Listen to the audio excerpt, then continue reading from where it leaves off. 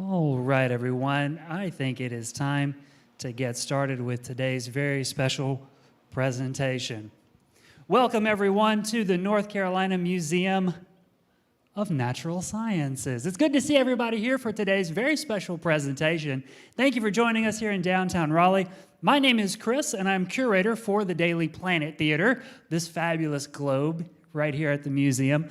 And it's my pleasure to bring to you, at least from the museum, today's special presentation. If you keep up with, your science Twitter, then you tend to see a lot of news come out every time they announce winners for Nobel Prizes. And of course, not too long ago.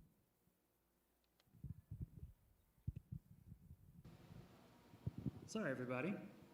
They announced the winner for the prize in physics. And that makes this year very special. This will be officially, I think, the third annual presentation with the Department of Physics at North Carolina State University, where they come here to the museum or join us virtually sometimes in order to share with us the science behind the winner Nobel Prize in Physics. So it's amazing we have a local connection right here in Raleigh where folks can learn about what really goes on behind some of those long strung out complex titles that go on the Nobel Physics Awards, and we can really go in depth and learn a lot about it. Today's guests joining me in the theater are Elliot Holliday, a graduate student at NC State in physics, and Dr. Karen Daniels. Put your hands together and give them a warm welcome. Good afternoon, everyone. I am Elliot Holliday. I am a fourth-year PhD candidate in the Department of Physics at North Carolina State University. And I'm Karen Daniels, and I'm professor of physics at North Carolina State University. And both of us have aspects of our research that touch on pieces of this year's Nobel Prize. And so we thought it'd be fun to bring some demos with us and explain to you a little bit, using sort of much more tangible things, what the science behind some of these recent prizes are. And I guess we should probably say a word about what physics is to us as well. That's a great question. It's the one question that I actually get a lot. And if I were to explain it in a very simple, elementary way, I think it is the study of how things interact with other things. Yeah, so what's matter and how does it interact through forces, with other bits of matter? And that, if you look at the history of Nobel Prizes, that's often what's in the physics ones, okay? And so we brought some actual matter and some actual, forces with us today. So we're going to get started with something that we can most definitely predict and something that everyone sees all the time. Okay. We can go to our first slide. Let's see. Oh, so that's us. Wonderful. There we go. And our first example will be a grandfather clock, a giant pendulum. So essentially all that we're doing, essentially all that we're doing is we're going to see if we can predict what happens if we swing a pendulum back and forth and see if we can predict what happens. So right here on the table, we have kind of a simple elementary pendulum, and if we pull it back this way and we let it go, as we predict, it swings back and forth. Now, what happens if we add on an additional pendulum to it? So one was pretty easy.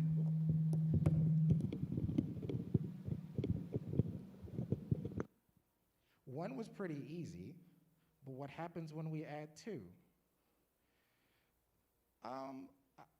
That seems a little bit out of pocket, but it did go back and forth. But if we swing it back a little bit further, we can see that it does some pretty unexpected behavior. And so if we keep... I wouldn't want to use this as a clock. I most definitely wouldn't either. I would never know what time it is, and I'd always be late. So if we keep doing it in the exact same spot back and forth, we should get something similar to what we do every time. But unfortunately... Elliot, I think you screwed up. It didn't do the same thing that time. It didn't. It didn't. And I wonder if I could use a computer to continue to do it perfectly every single time. Are you saying you're not perfect? Oh, most definitely not. Oh, no. All right, so let's switch to the computer version then.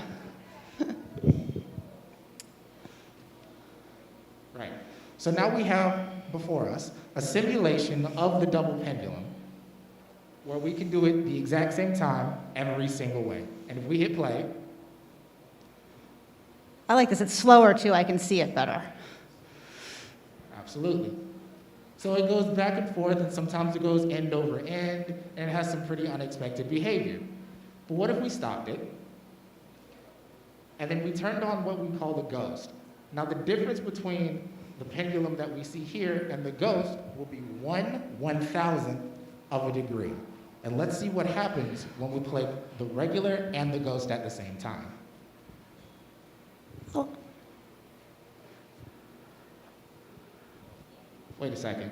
Wait, oh, they don't match anymore. They But don't. they're not even going the same direction. What happened?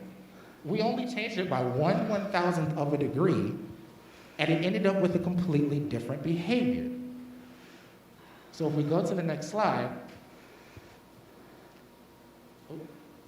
we call this the butterfly effect.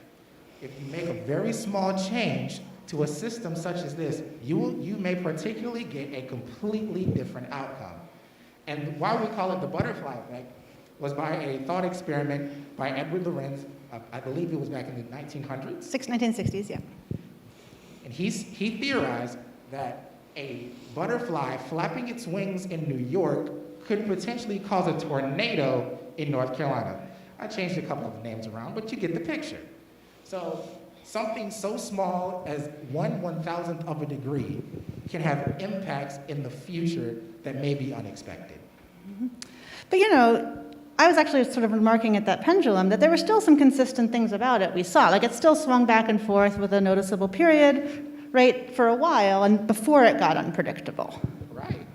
Yeah, so this is part of what, okay, so this is an introduction we're doing some things that are not quite the Nobel Prize now, but I want you to note that this is an idea that's going to come back a couple of times, right? That it can be really difficult, so for a little while you can make a prediction, but it can get a lot harder as time goes on.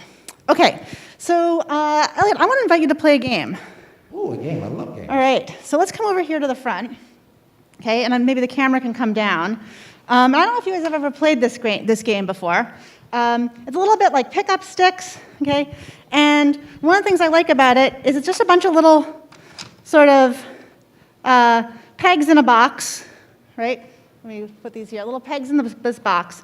And the game is as follows. Can you pull the plunger back, right? So you rearrange these guys in the box, and tip them all right side up. Okay, let's put them back. Okay, and so my challenge to you, Elliot, is to pick one out of here that won't cause this plunger to move. So which one do you think is not supporting the spring-loaded plunger and won't cause that to move? I'm gonna go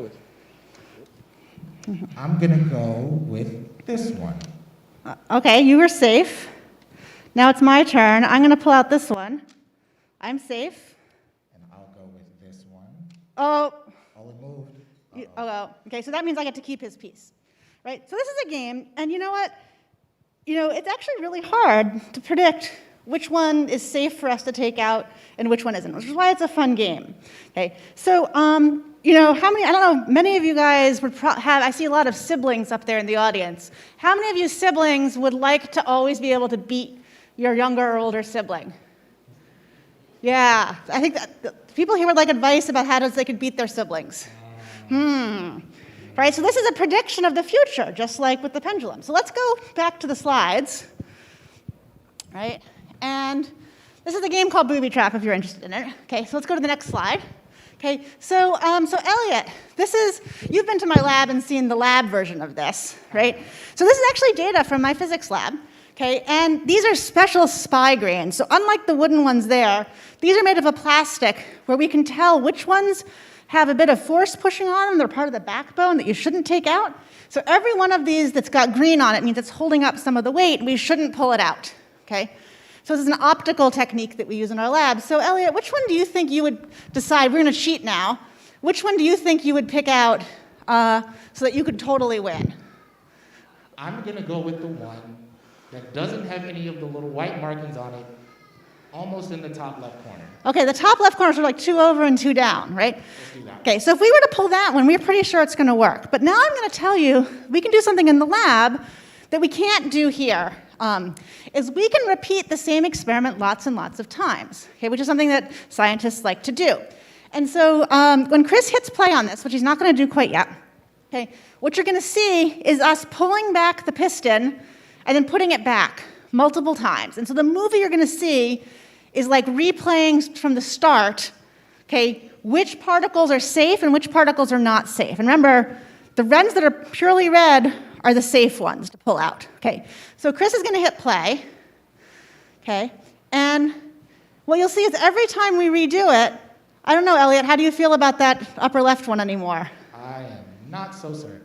Because only sometimes does it turn out to have been a good idea.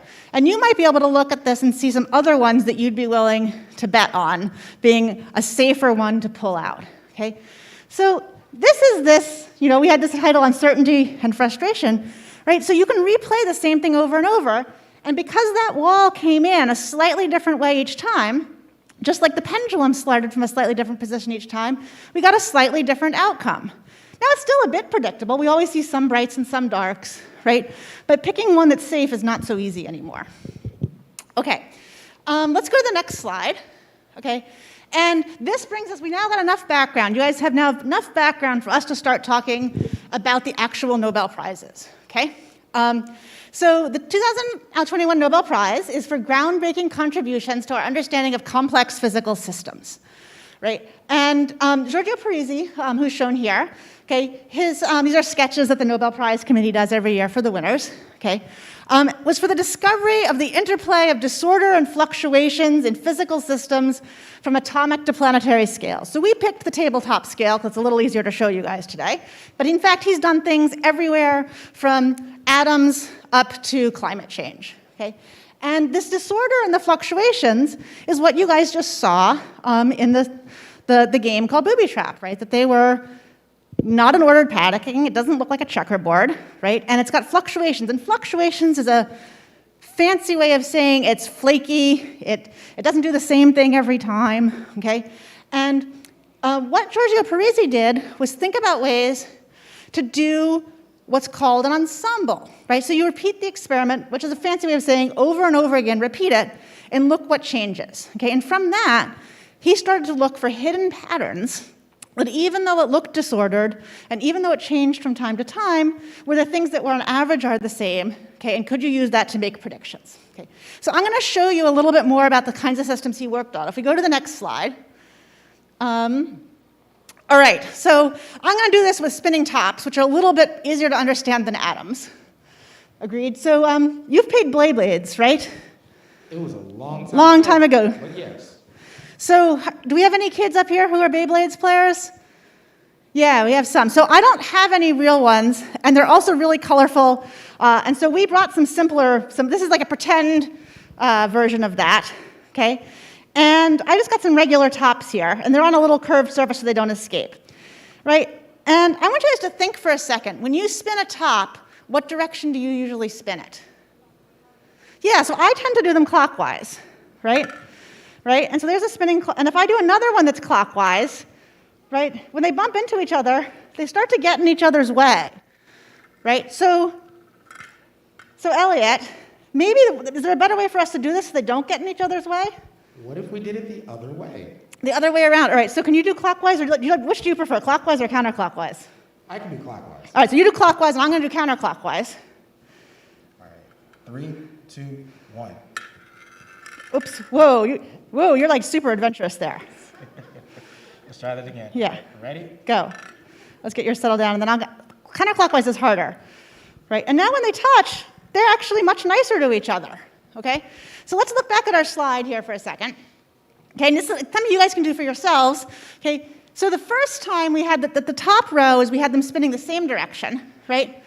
Okay, and what you can see is that where those edges touch, the edges are actually opposing each other. One's going one direction and one's going the other, and so they start to cause a lot of friction, right, and get in each other's way. But if we agree to spin them opposite directions, right, then the actually edges are moving the same direction, okay, and it's a lot friendlier. Okay, so we could agree if our tops want to be friends to always have them spin opposite directions. Okay, so what if we invited a third person to play our game? Okay, so let's go to the next slide right now. Okay, and this is what Giorgio Parisi's work was about.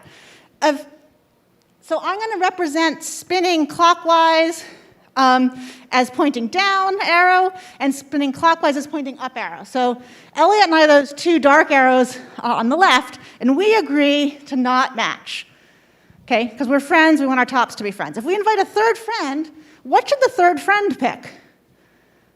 Well, either they're going to match me and not match Elliot, or they're going to match me and not match you. so, like, we can't make everybody happy, right? And this is what physicists call frustration, right? And probably with the holidays coming up, you're experiencing a lot of this right now. You can't make everyone happy, okay? And I'm going to show you one more version of that, okay? So what Giorgio Parisi actually worked with was magnets, right? Which also have, just like the spins can be two different directions, we think you probably have played with magnets, and they have a north and south direction, right? And if I try to get three magnets to all line up with each other, what's going on here is they can't seem to come to a configuration that makes all of them happy, okay? They all keep switching around, okay, trying to get matched pairs to line up, okay, or mismatched pairs to line up, right? So these guys agree, or should those guys agree? They can't seem to figure it out, right? So this is, and he did this to understand how material properties arise from disagreements among magnets. They sort of can't reach a consensus of the right thing to do, and they just keep wiggling around trying to find something better.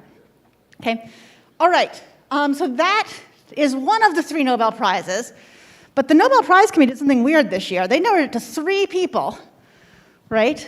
They did. So the first one was Giorgio Parisi, and the other half of the Nobel Prize was actually awarded to 2 people for their work in climate change.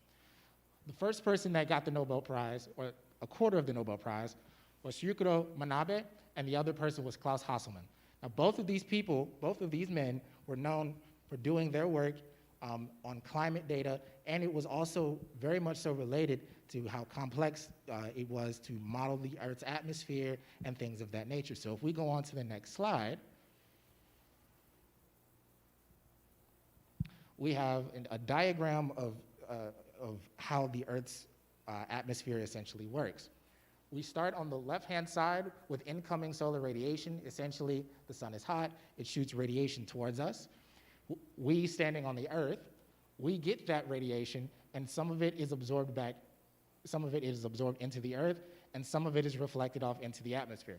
Some of that radiation will escape the atmosphere and go back into outer space, but some of it will reflect off of the atmosphere and come back down to the Earth. What that does for the Earth is that sends hot air rising, right? And sometimes in that hot air, you'll have water vapor, and that will go into the atmosphere, and it will condense as it gets colder, as you get higher. And then the cold air will come back down, and that will essentially do is that will cause an increased extreme weather and other things along with climate change. If we go on to the next slide, the beautiful thing of what Manabe did, if we start with Manabe first, he was the first to use a computer model in the 1960s to model the Earth's atmosphere. So how good were the computers in the 60s? Oh, they were horrible. Who right now has an iPhone in their pocket or in their hand? Do you know that your iPhone is approximately 1,000,000 times faster than the computer that Manabe used to calculate his model? That's incredible. You essentially have a supercomputer in your pocket compared to this guy. And what he did, he was so incredible with his model, he had to make it extremely efficient. And so what he decided to do was he decided to alter the amount of carbon dioxide in the atmosphere and see what happens to Earth's atmosphere. And he found out that as you increase the level of carbon dioxide in the atmosphere, the surface temperature of the Earth is going to rise. So if we can go back to the slide right here, if you look at the little small circle down in the bottom right corner, you'll see that as you increase the amount of CO2 in the atmosphere to 150, 300, 600, the Earth's surface temperature gets hotter. Now, what does that say for us? That's going to mean increased weather patterns and more extreme heat and more extreme weather. If we go to the next slide, we start to ask ourselves a serious question. Is this due to human activity? Is climate change actually our fault? And that's something that Hasselmann decided to study. And what he did was he took a lot of data if we go on to the next slide, he took a lot of data that was very noisy. It was going back and forth, it was going all over the place, and it was very difficult to read. But what he was able to do was he was able to pull out what we call a fingerprint and understand that it was actually our fault that climate change is actually happening. So what he did was he compared what happened, what we observed, right? And then he calculated what happens if we don't do anything, as if we weren't even on the planet. And then he calculated what happens while we're here and what happens in the future. And it showed that what we observed is actually our fault. That we are contributing to climate change. We go on to the next And actually, slide. there's one thing I like in this is that he actually, in his data, can see all of the volcanoes happening, right? So even though it was noisy data and a lot of uncertainty, every time there was a big volcano, so that's the dashed lines there, every time a big volcano happened and it released a bunch of carbon dioxide, right? So even though the data is noisy, you can still actually see what's going on. Yeah. And if we go on to the next slide. All right, so we've seen a couple examples, right, that we're trying to make predictions in environments that are really noisy, right? There's a lot of data coming in that can seem like it's confusing and chaotic, and we still want to be able to make predictions. And I think, we were talking about this, Nobel Prize in light of the fact that we're all experiencing this right now in our lives, right? That we try to make forecasts about what we should do, with wearing our masks or, visiting our families, right? Or public policies because of the current global epidemic. And so, we like to make predictions about our future under COVID, right? But it's an uncertain world, okay? And so we decided to draw a little picture view for what that might look like from this sort of complex systems perspective that's described in this Nobel Prize. So imagine that these are all the people that you're gonna meet over the course of the next week, right? And you're the person with the little blue star there, right? And small chance encounters, right? Maybe one of you up there who I didn't know was going to come to this, I'm going to meet out in the lobby afterwards, and that's that red line, right? And I didn't know if I was going to meet you or not. So there's a lot of these small changes happen, okay? So why could this matter? So let's say that I'm the blue person, I'm connected by the red line to someone else, and Elliot will play this pretend person, right?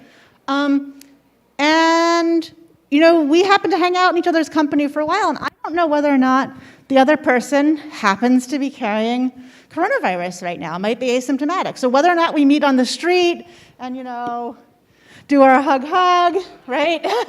Right? Or we do a real hug, right? Might change whether or not we transmit coronavirus, right? Well, what happens if the person on the other end of the red line gets the coronavirus? Well, they pass it on down the line. So let's go to the next slide.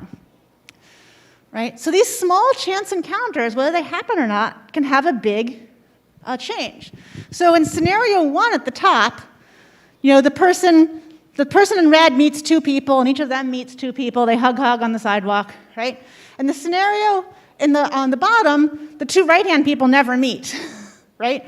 And so even though that person was infected, everybody on the right, is protected accidentally, right? So that if the red person is infected, if they don't meet the person on the right, everyone else ends up not getting exposed indirectly to that infection. And so how do you predict this, right? Tiny changes lead to long-term changes in who has been exposed to it, right? And so I think some of these ideas really matter for us saying that the importance of just, reducing who we have contact with can make a huge difference to the outcome. All right, so let's go to one last slide here and wrap up. So we've talked about a lot of what seems to be scary topics about chaos and small changes to things that have big impacts in the future. But this actually has a positive twist to it. There are ways that you can make small changes in your community, in your environment, that could have a huge impact later on down the road. It might even start with a hug, might start with a smile, but you never know. It could end up having a big impact, and it could change the world. Yeah, so small kindnesses get paid forward, or, I've had sometimes you meet somebody and they tell you about an opportunity that you didn't know existed, and that has, carry-on effects, or, and so forth. And so we can also use this as a force for good. I think there's a phrase, think globally, act locally, right? The small things you do can have, global impacts under the right conditions. All right, so the last thing I want to say is this word complex systems, right? If we go back to the very first demo, it was a really simple pendulum, right? Whoops, which I've dropped, right? So this pendulum was just one pendulum. So one thing can be easy to predict, okay?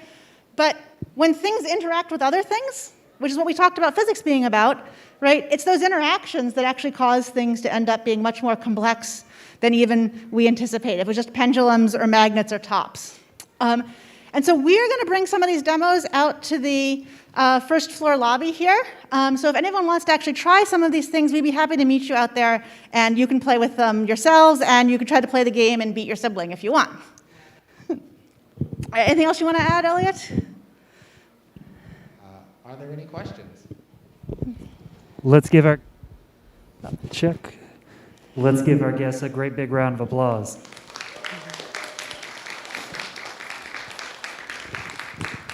Thank you very much, both of you.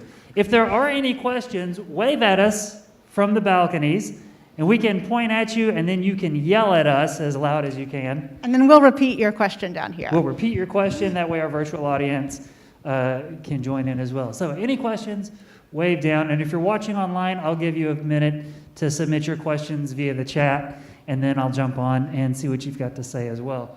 But you know what? I'm actually curious how you got interested in this particular topic in physics. Ooh. There's so much to do, and this particular idea of complex systems seems pretty important to the way we function in our modern day world. Do you want to start, Elliot? I will. So how I got started working in the field of chaos and uncertainty is I was actually taking I think it was the first upper level classical mechanics course at NC State for physics majors. And we were trying to solve a system, trying to actually solve the simple pendulum system. And you write out the differential equations, you write the energy, you write out the differential equations, all that good stuff. And we got to a point where we stopped and said, we can't do anything else with this because we've run out of math. And I didn't quite understand what he was talking about. Like, I thought you go over to the math department, you have them conjure up something, and boom, we have the answer. But we didn't actually have the answer to that differential equation, and that led to a kind of a research opportunity of exploring chaos and things of that nature. Yeah, so if I think back to when, I can see homeworks from when I was a kid that I loved the beautiful patterns that fractals made. And they're related to this, although we didn't talk about it today, but fractals have a lot of order in them, but a lot of disorder in them. And I've sort of always loved things, out in the natural world or in the lab where there's this competition between things being disorganized and organized, being predictable and being unpredictable. And so I've been working on this specific field since I was a graduate student. And I actually worked originally on the problem of convection, which is what goes on in the Earth's atmosphere with that warm air rising and the cold air sinking. And have since moved on to other aspects of it, but it's definitely been a common thread in my life's work so far is to deal with that sort of seeming contradiction. I think that's fun. I've had the opportunity to talk to lots of scientists and mathematicians and physicists, and they're always driven by the edge of knowledge. So it's exciting to hear it's the same. We got to the edge and said, well, now what do we do? Oh, we have to figure it out. There's a lot more questions here, things we don't know. That's exciting. I'm glad they're at North Carolina State University just up the street, too. There's smart people thinking about these questions right here. Any other questions from the balconies? All right, I'm going to check the web real quick and see what questions we've got from the balcony back. folks, if you want to shout a question down, we're happy to hear it from you guys. I'm curious, I'm interested to hear, what does chaos mean to people? When you hear chaos, what do people think of that word? Jeff Goldblum from Jurassic Park. I've got one question over here. Please. Yeah. We tend to appreciate predictable outcomes, and I would just like to pose it to you. How do you develop a competency for somewhat unpredictable outcomes? How do you develop an eye? Yeah, so we tend to appreciate predictable outcomes, but how do we develop for an eye for dealing with unpredictable outcomes? That's a really good question. So when you have a system that is typically unpredictable or something like that, there are a lot of mathematical tricks that you can actually use to determine how unpredictable something is. And when you get deep into the mathematics of it, it's actually a very popular phrase in the nonlinear community called Lyapunov exponents. And you can use these to calculate just how unpredictable a system will be. So essentially all that it is you take two initial conditions.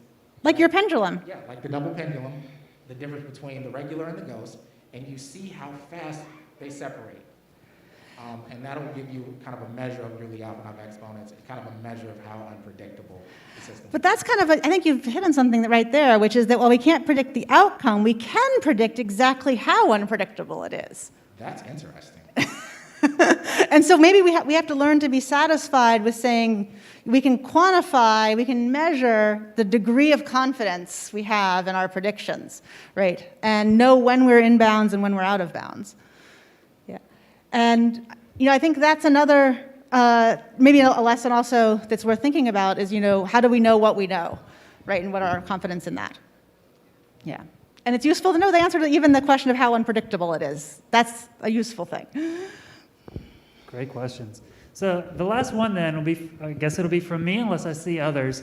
At what point in this process do your heads begin to spin? Oh, like a top every day.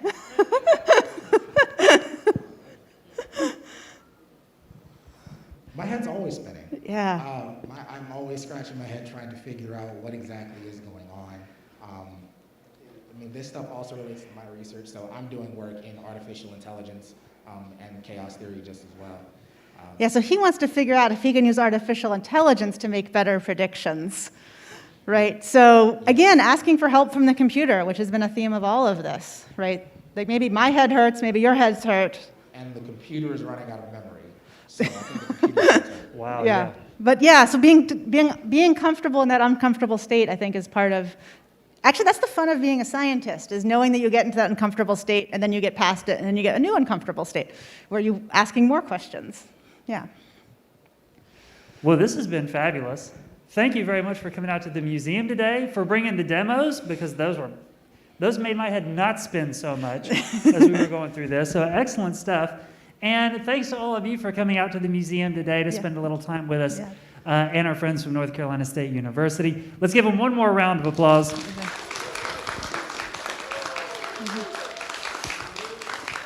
Elliot, Karen, thank you very much. Thanks so much for having us. Enjoy the rest of your Saturday at the Museum of Natural Sciences. Bye, everybody.